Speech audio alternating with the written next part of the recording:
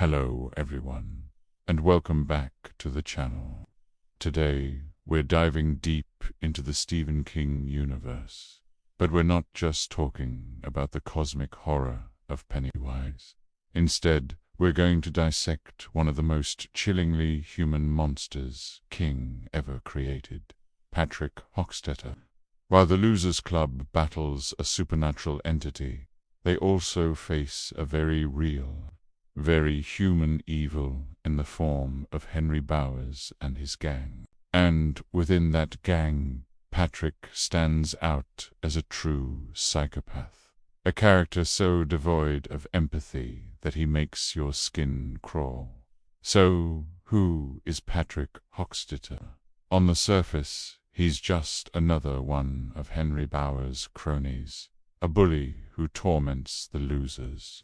But King gives us a terrifying look inside Patrick's mind, revealing a level of depravity that is truly shocking. Patrick's defining characteristic is his profound solipsism. In his mind, he is the only real person in the entire universe. Everyone else, from his parents to his friends, even Henry Bowers himself, are just figments of his imagination, characters in a play that he directs. They only exist to serve his needs and whims. This worldview allows him to commit monstrous acts without a shred of guilt or remorse, because, in his eyes, nothing he does has any real consequence to any real person. This belief system took root early in his childhood. We learn about his disturbing fascination with insects, how he would capture them in a jar and simply watch them die, feeling a sense of power and control. This wasn't just a child's morbid curiosity. It was an early expression of his complete lack of empathy for other living things. He saw them as objects, playthings for his amusement, just as he would later see people. This behavior escalated in the most horrific way imaginable. The most disturbing chapter of Patrick's short life is the murder of his infant brother, Avery. Patrick was 5 years old when Avery was born. To him, the baby was not a brother, but an intrusion, a new character in his play that he didn't write and didn't want. The baby's crying, its needs, its very existence, challenged Patrick's belief that he was the center of the universe. So, he decided to remove him. One afternoon, when his mother was asleep, Patrick crept into the nursery, and, with a chilling detachment, smothered his baby brother with a pillow. He felt no sadness, no fear, just a quiet satisfaction that the world was back in its proper order, revolving solely around him once more. The death was ruled as sudden infant death syndrome, and Patrick's secret remained his own, a dark cornerstone of his psychopathy. This act solidified his worldview.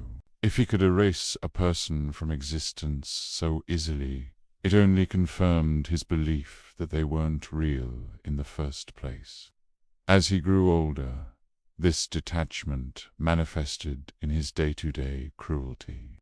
While Henry Bowers' violence was often driven by rage and a twisted sense of inherited prejudice, Patrick's was cold, calculated, and devoid of any emotion.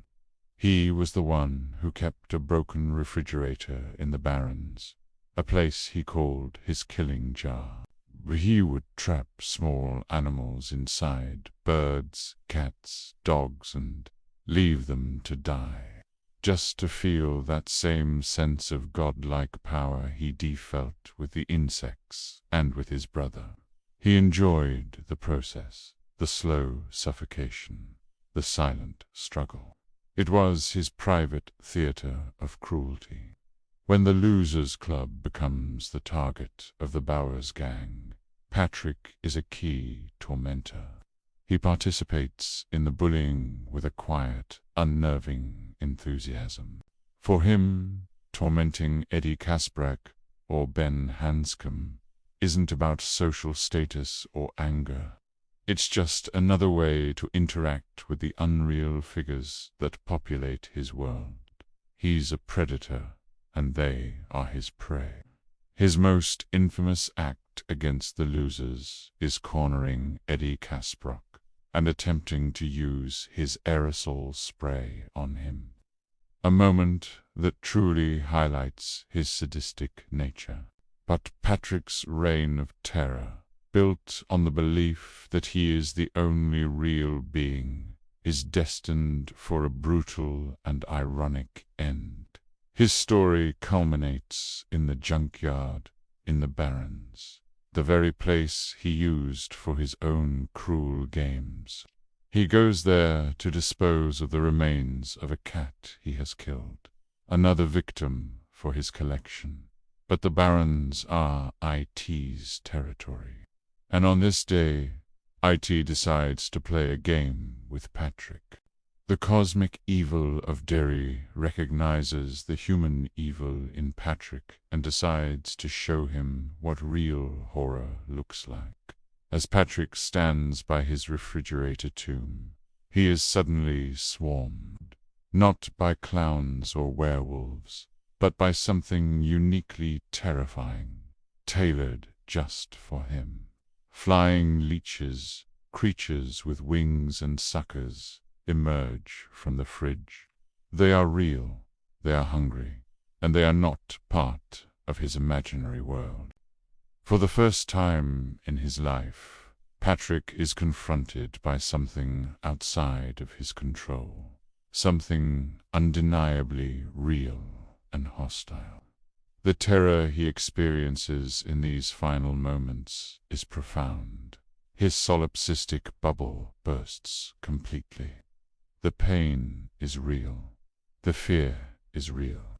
The creatures draining the life from him are real.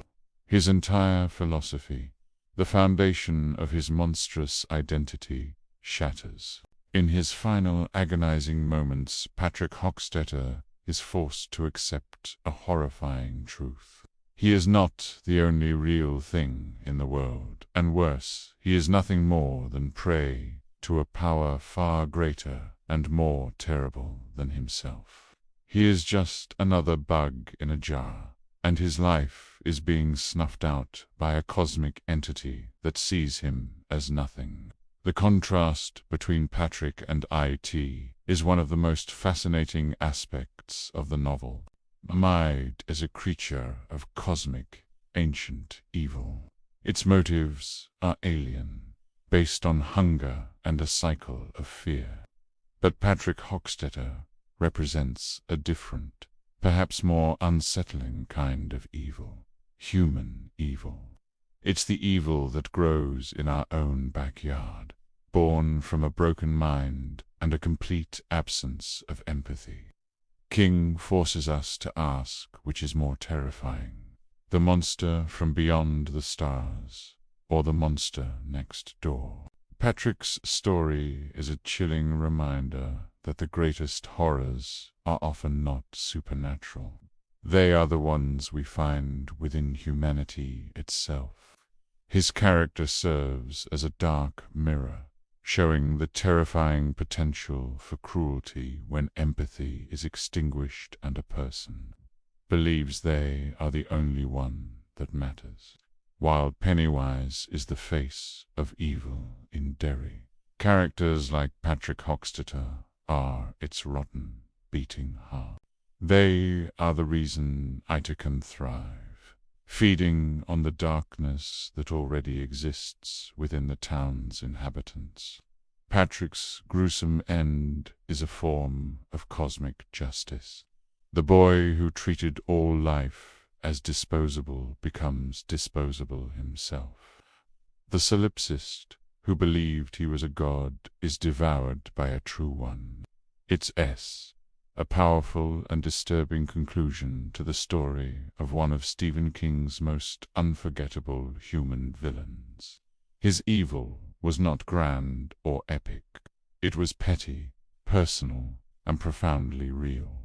And that's why, long after you've finished the book or watched the movies, the memory of Patrick Hockstetter and his refrigerator in the Barrens lingers, a truly chilling portrait of a psychopath. What do you think? Is Patrick Hockstetter the most disturbing human character in the book? Let me know your thoughts down in the comments. Thanks for watching, and if you enjoyed this deep dive, don't forget to like, subscribe, and hit that notification bell for more content. See you next time.